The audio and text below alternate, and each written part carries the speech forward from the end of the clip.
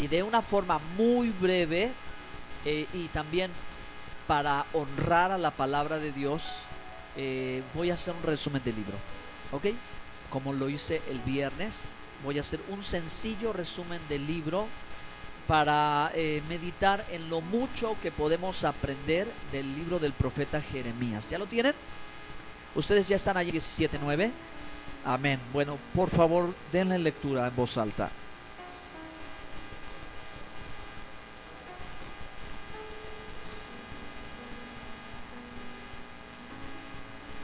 ¿Quieren leer el siguiente? ¿Está bien?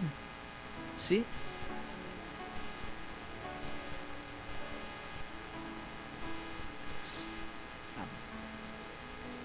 Amén, amén. Bueno, este versículo lo quiero utilizar como un texto clave para poder, hermanos, hacer el resumen del libro del profeta Jeremías. Así que mientras vamos exponiendo los capítulos del libro de Jeremías, recuerda este versículo bíblico. ¿Por qué? Porque puede ser que estemos viviendo algo parecido a lo que vivió el pueblo de Israel. Puede ser que este versículo bíblico hoy nos esté hablando claramente para ayudarnos a comprender en dónde estamos y hacia dónde tenemos que caminar en el Señor, ¿ok? Y que puede ser, ¿verdad? Que en algunas cosas de la vida cotidiana, de la vida cristiana, de la vida común, pues estemos suponiendo que vamos por buen camino o que estamos haciendo las cosas bien y nuestro corazón nos dice, sí, vas muy bien, ahí la llevas, no, si eso está muy bueno, sí, o deberías de seguir acá. En fin, engañoso es el corazón y perverso, ¿quién lo conocerá? Y por eso digo, pensando específicamente en el pueblo de Dios, que en ocasiones piensa o siente que todo va marchando perfectamente bien, pero que a la vez no quiere reconocer que se ha equivocado. ¿Ok? Vamos a ver la historia del pueblo de Israel a través de los ojos de Jeremías y vamos a pensar muchas cosas y nosotros mismos también vamos a declinar. Usted tiene que declinar en favor de la verdad, que Dios es el que conoce el corazón mejor que usted y yo. Amén. ¿Quién lo conocerá? Engañoso es el corazón y perverso. ¿Quién lo conocerá? Y Dios dice, yo conozco tu corazón.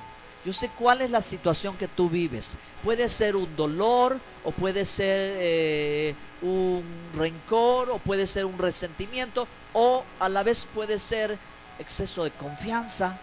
Puede haber algo en el corazón y eso es lo que hay que descubrir, ¿de acuerdo?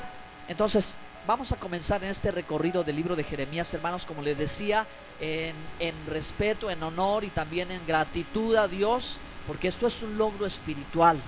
Créamelo, hermano, cada cosa que se consigue en la iglesia es un logro. Piensa en Jesús, Él nunca dejó nada a medias, ¿ok? Entonces, si la gente se goza de muchas cosas, si hay júbilo, hay alegría, hay entusiasmo por algo de la vida, ¿ok? Pues cómo no vamos a alegrarnos por los logros y los éxitos que tengamos en el Señor. ¿Me están escuchando?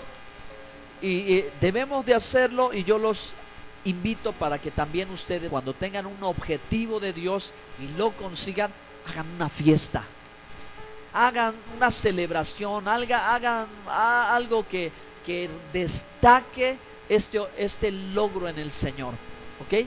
Porque así vamos a poder seguir sintiéndonos nosotros mismos motivados a lo que Dios nos está llamando a hacer. Y si no lo hemos hecho, pues hay que decidirse y empezar ya. Dígale a su hermano que está junto, hay que decidirse y empezar ya. Amén. Muy bien.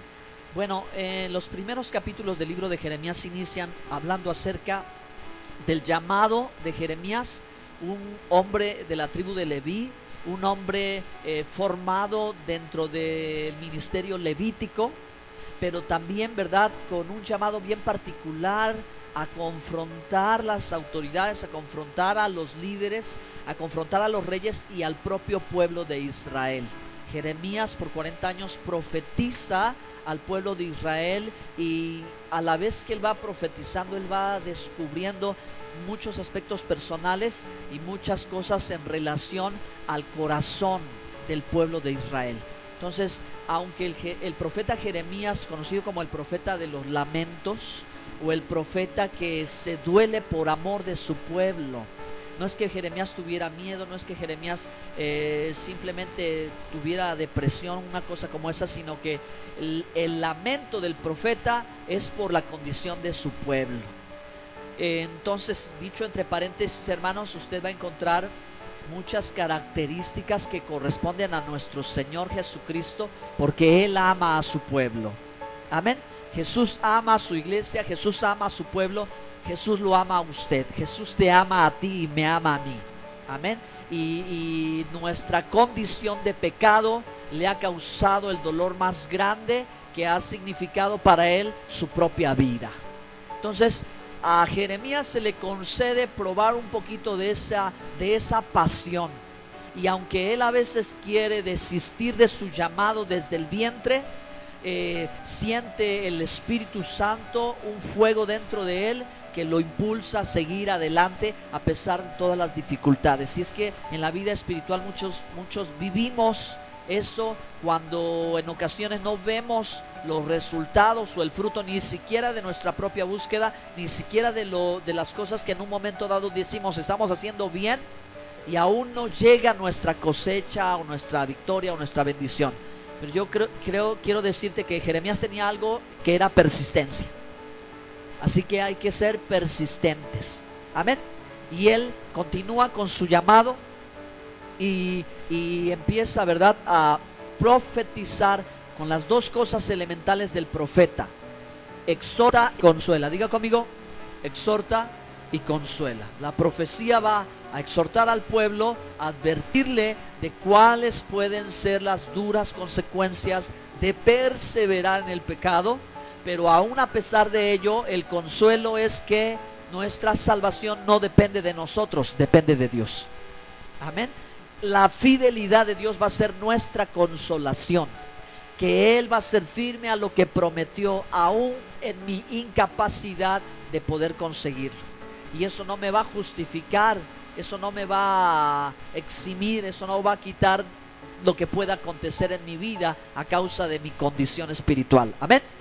Entonces a Jeremías se le muestra lo que va a acontecer en un futuro cercano, que es la destrucción del pueblo de Dios. Usted se imagina, hermano, lo que representaba o el peso que tenía esta profecía. Y es que implicaba que si no había pueblo de Dios, no habría Mesías. Y si no habría Mesías, si Jesús no nacería, no habría salvación para nadie, por cuanto todos pecaron y todos están destituidos de la gloria de Dios. Esa es la verdad. Por eso vamos al texto: engañoso es el corazón y perverso, ¿quién lo conoce? ¿Ok? El corazón puede engañar y hacer sentir que todo está bien o que estamos haciendo bien siempre, ¿no? Pero la Biblia dice que no hay ni uno bueno, por cuanto todos pecaron. Y esta es la realidad con la que el pueblo de Dios se va a enfrentar cuando Jeremías va a profetizar lo que viene a continuación: la destrucción del pueblo de Dios. Entonces la advertencia es muy clara, la advertencia es muy persistente de parte del profeta. ¿Ok? Así que en la Biblia, hermanos, tenemos dos libros de Jeremías: el libro de los lamentos y el libro de la profecía de Jeremías, que es una autobiografía y que incluye también, ¿verdad?, todo lo que Dios le habló, que a pesar de que él, como decía al principio, era un hombre preparado en el ministerio levítico, tuvo que ser capaz de ser de un oído directo con Dios. ¿Ok? Directo con Dios, porque él confrontaba algunas cosas que estaban haciendo mal los sacerdotes, los reyes y el propio pueblo de Israel. ¿Qué le pasa a Jeremías?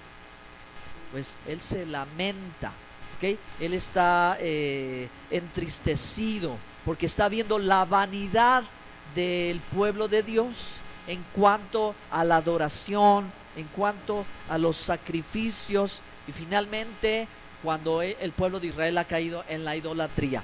Usted sabe, hermanos, que una de las cosas que Dios, ¿verdad?, más le causa desagrado es que un ser humano caiga en la idolatría, ¿ok? Entonces Jeremías está enlutado, está dolido por ver que el pueblo se ha extraviado y el pueblo cree que no está extraviado. Sí, el pueblo cree que no está extraviado. El pueblo cree que la cosa va tolerante, aún hasta el punto de que mientras está el templo de Salomón de pie, Dios va a responder como sea. Entonces Dios, hermanos, le da a Jeremías diferentes formas de hablar, y él habla también a través de figuras o símbolos o a través de parábolas, que son ilustraciones de las cosas naturales en relación con las cosas espirituales, para ver si el pueblo a causa de esa parábola se pone a investigar qué es lo que quiere decir el profeta. Por si acaso el pueblo indaga y descubre que está siendo llamado al arrepentimiento. Entonces Jeremías, ¿verdad?, habla del cinto podrido, ¿verdad? Habla también de la vasija, habla de la botella, habla de las especias. Pero hay una figura que los que han estudiado Jeremías o han escuchado sobre Jeremías no pueden olvidar, y es el barro y el alfarero. ¿Se acuerdan? Que Dios le muestra, ¿verdad?, a Jeremías el alfarero, cómo moldea el barro, que Dios es el alfarero y el pueblo es el barro. Dile a tu hermano que está junto: tú eres el barro en sus manos. Amén. Somos el barro que Dios quiere moldear a su imagen conforme a su semejanza. Pero el barro no le puede reclamar nada a Dios y decirle: ¿por qué me has hecho así? Sino el barro tiene que ser flexible, tiene que ser moldeable. Usted tiene que ser como ese barro en las manos de Dios, que Él le dé la forma que Él quiera, ¿ok? Porque Él es el alfarero y Él hará una ollita preciosa, y para hacer todo eso tiene que pasar por un proceso de sanidad y liberación.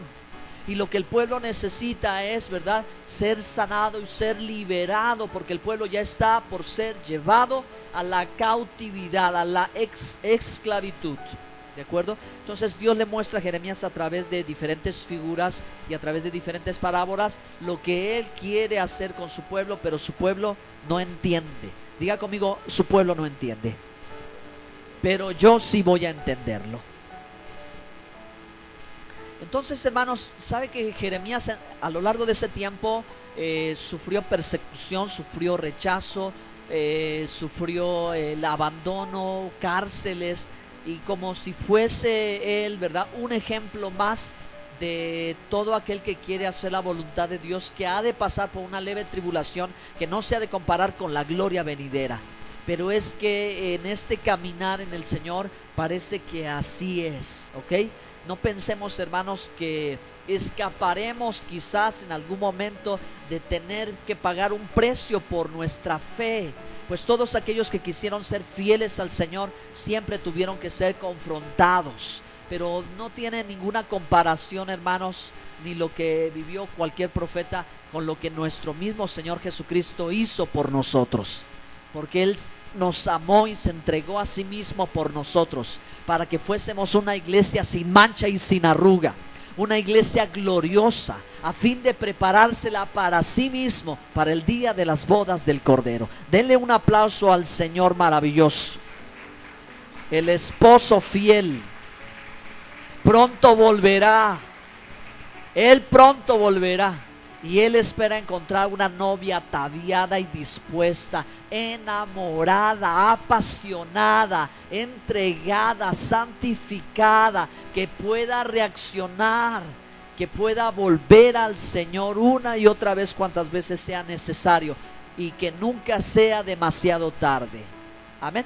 Pero a Israel ya se le estaba haciendo muy tarde, hermanos. Después de muchas exhortaciones y de muchas palabras tan específicas que dice el libro de Jeremías hacia el pueblo de Israel, porque Dios es claro cuando Él habla. Amén. La palabra de Dios dice las cosas como son, hermanos. Y aunque la Biblia diga las cosas como son, no significa que apruebes ciertas cosas, ¿ok? En la Biblia tú vas a encontrar la descripción clara del pueblo de Dios. Y aún a pesar de ello, hermanos, Dios tiene misericordia. Amén. Pero para Israel se le ha hecho demasiado tarde, y ya llegó el momento en que Dios dice, ya está preparado aquel que habrá de hacer, a ejecutar el juicio, y es el imperio de Babilonia. Para Israel, con la advertencia, obedecer a la advertencia significaba vivir o morir. La obediencia a Israel en medio de la crisis, en medio del pecado, en medio de la situación, significaba vivir o morir. Dios, a pesar de todo lo que había acontecido y a pesar de no haber dado descanso a la tierra de Israel por 70 años, Dios ahora los va a llevar al cautiverio por 70 años. Pero Él, hermanos, como siempre es Dios fiel, en medio del juicio se acuerda de la misericordia. ¿Cuántos alaban al Señor? ¿Cuántos pueden decir gracias, Señor? Gracias a Dios por Él. Entonces, en la molestia de Dios solo es el pecado, hermanos.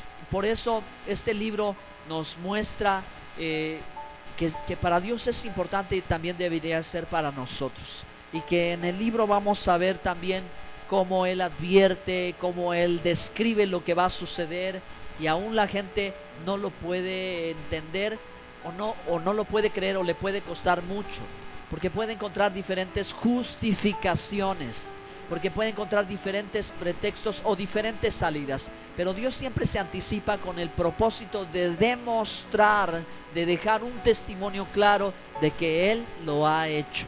Entonces, hasta este momento y al día de hoy, en la iglesia no hay quien pueda decir, Señor, a mí nunca me hablaron del pecado, tú nunca me advertiste, tú nunca me preveniste, yo nunca vi que tú trataras de estorbarme para que yo me fuera en esa dirección. ¿De acuerdo, hermanos?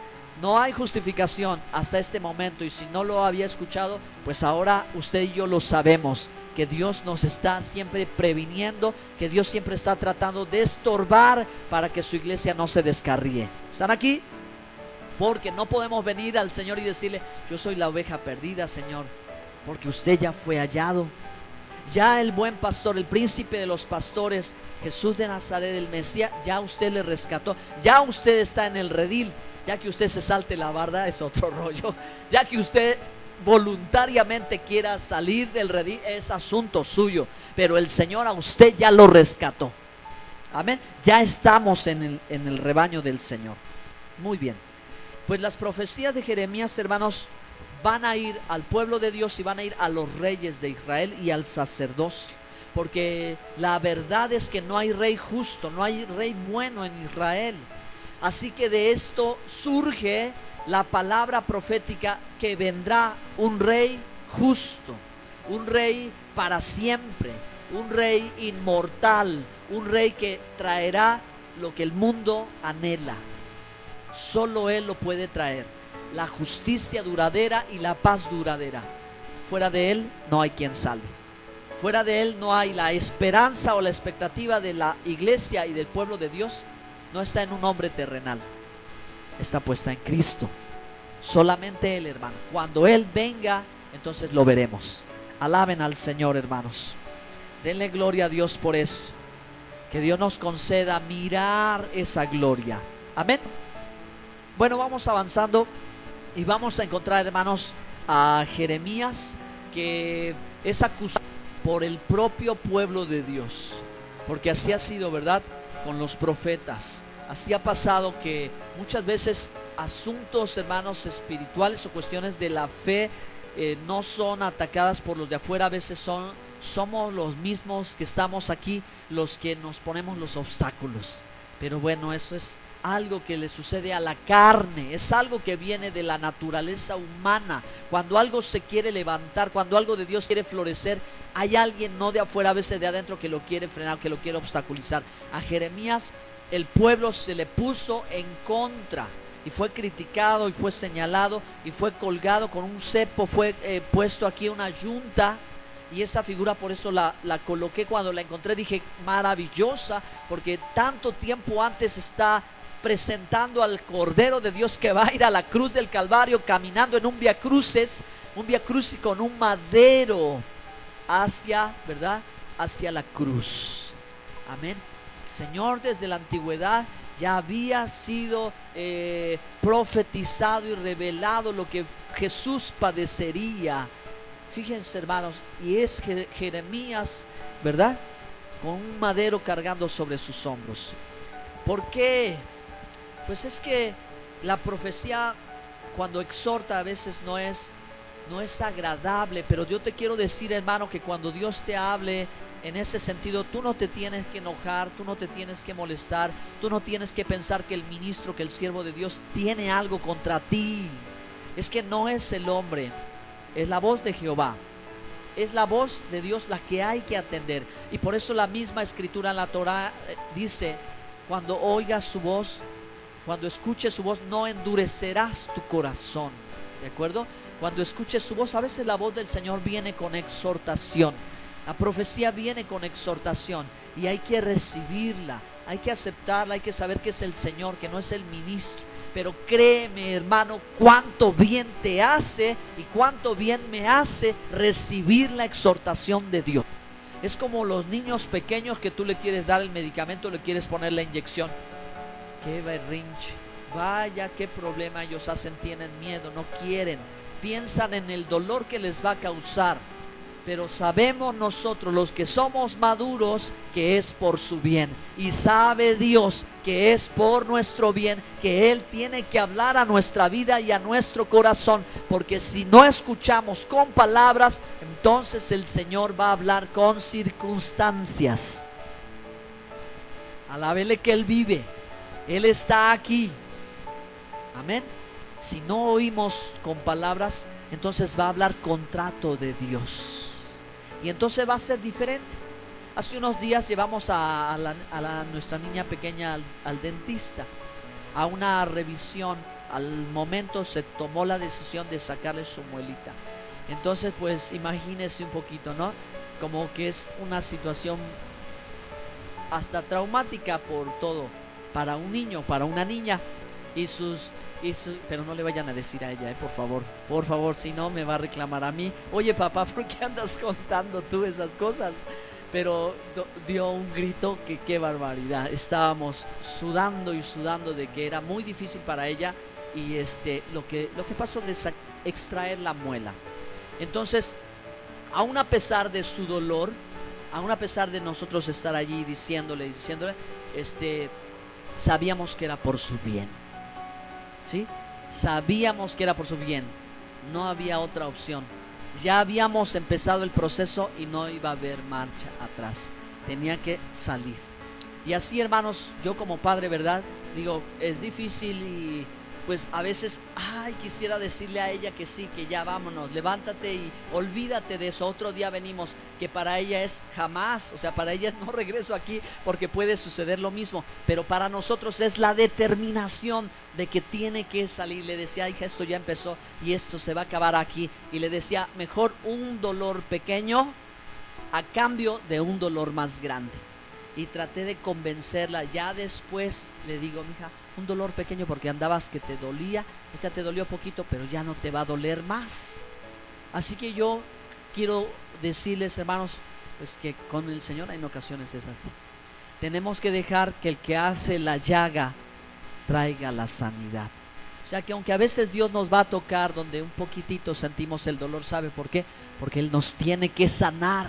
Él quiere sanar el corazón de su pueblo, quiere sanar el corazón de su iglesia. No quiere que nadie se pierda, sino que quiere que todos procedamos al arrepentimiento. Por eso Él nos quiere hablar. ¿Alguien está escuchando la voz de Dios aquí? Amén. Muy bien, entonces, bueno, aún a pesar de que Jeremías tuvo la oposición del pueblo, él persistió.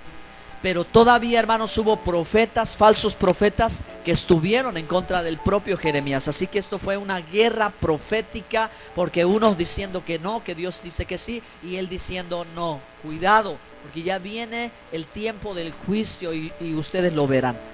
Vamos, hermanos, a un punto tan lindo de Jeremías 30, que pocos pasajes de la Biblia ayudan a entender la misericordia de Dios. Además de que en medio de que Dios está exhortando y diciéndole a su pueblo cada detalle de lo que va a suceder por causa de no volver al Señor, hay un paréntesis tan maravilloso, y eso se llama esperanza contra juicio. Esperanza contra juicio. El profeta está hablando al pueblo y de pronto dice, ¿verdad? Pero vienen días, dice el Señor, en que haré un nuevo pacto con la casa de Israel y con la casa de Judá, no como en aquellos días que hice pacto con sus padres, cuando, ¿verdad?, se apartaron de mí, cuando adoraron en el becerro de oro, sino un pacto, ¿verdad? Y este es lo que consiste el pacto: que pondré mi ley en su corazón y daré un nuevo espíritu.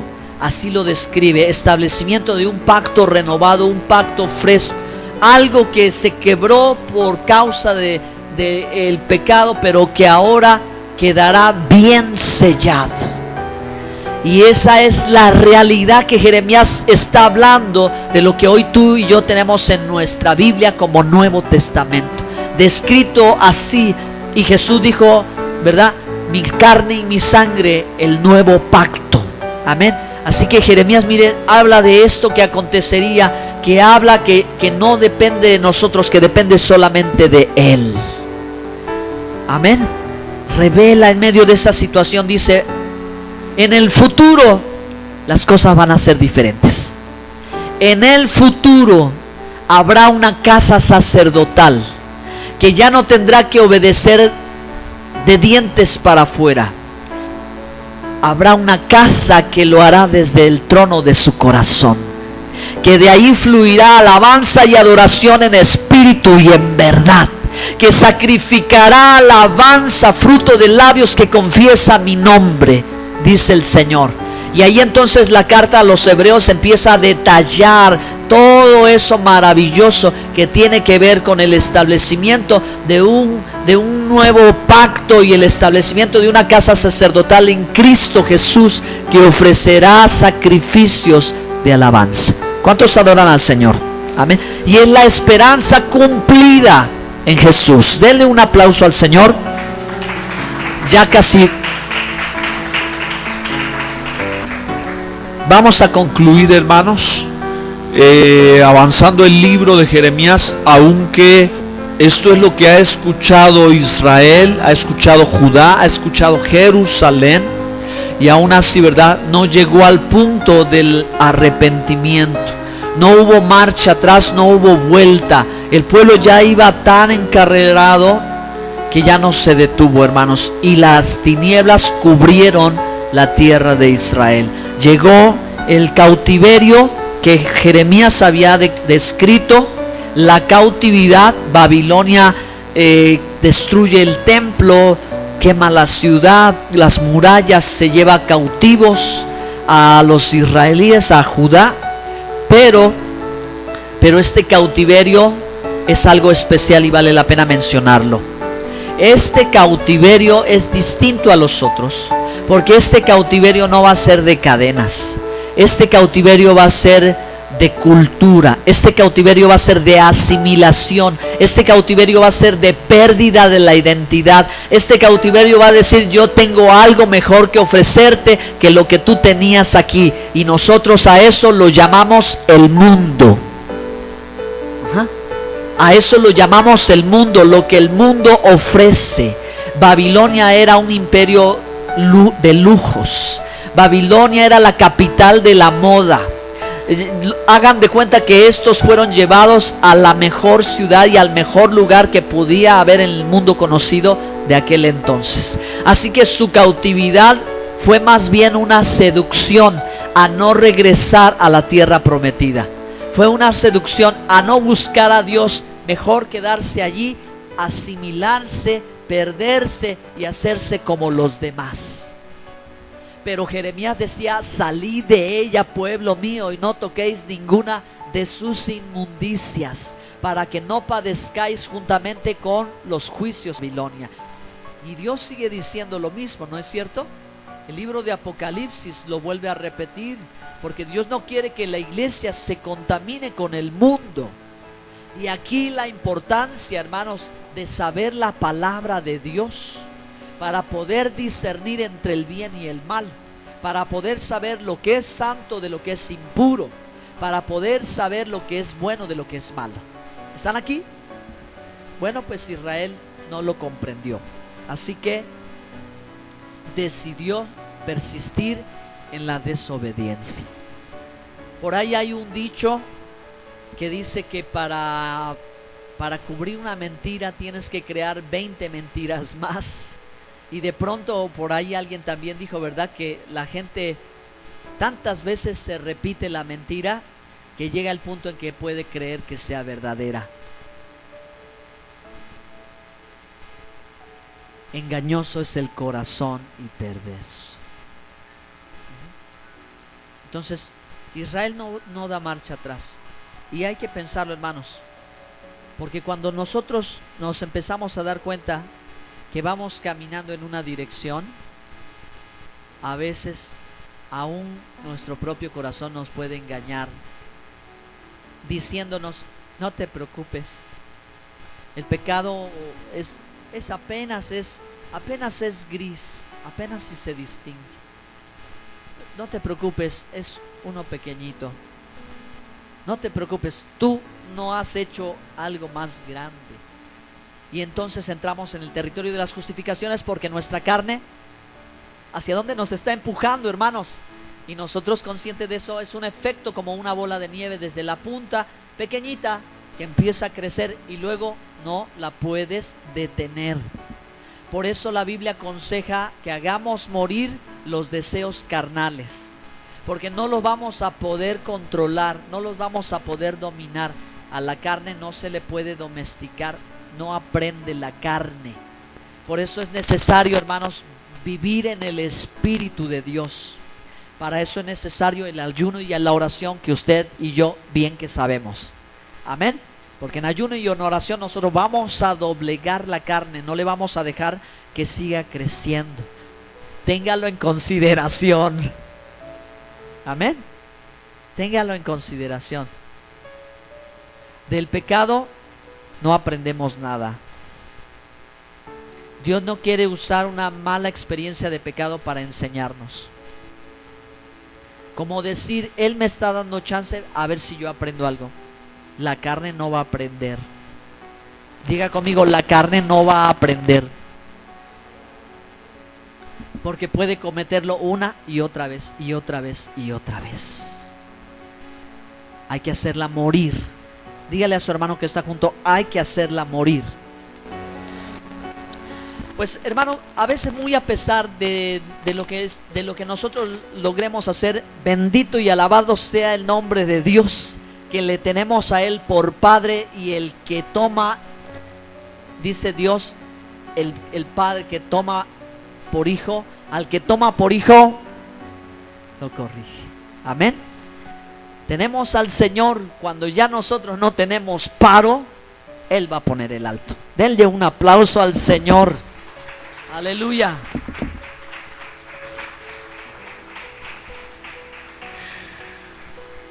Vamos a concluir el libro, hermanos. Ya llegamos al final. El final de esta historia es que Israel se fue cautiva, pero se fue con esperanza. Aún a pesar de la destrucción y de los 70 años, llevaba una esperanza, había un renuevo, existía un remanente fiel, salvo por gracia, como testimonio de la misericordia de Jehová. Pero los de afuera, creyendo que se salvarían, no. Vuelvo a repetir lo que por muchas ocasiones en el viernes al estudiar este pasaje dijimos: el juicio comienza por la casa. El buen juez comienza por su casa, y si Dios comienza por su casa, ¿qué será del que está afuera? ¿Qué fin le espera al de afuera? La corrección de Dios para sus hijos es para salvación, no para condenación. La corrección de Dios para sus hijos es para salvarles, aunque sea por fuego, aunque sea como por fuego, dice la palabra, ¿no es cierto? pero es para salvación y para vida eterna, hermano. Pero para el impío, que parece que nada pasa, que todo va bien y que aquí todo le sonríe y hace lo que quiera, su final será juicio para condenación eterna. Para ellos no hay vida eterna, aunque su final sea duro. Pero para el cristiano, para el creyente, para el Hijo de Dios, hay esperanza. Póngase de pie, denle un fuerte aplauso al Señor y vamos a orar. Bendito sea el nombre del Señor. Muchas gracias a Dios por su preciosa palabra. Muchas gracias al Señor por los hermanos que estuvieron presentes en toda esta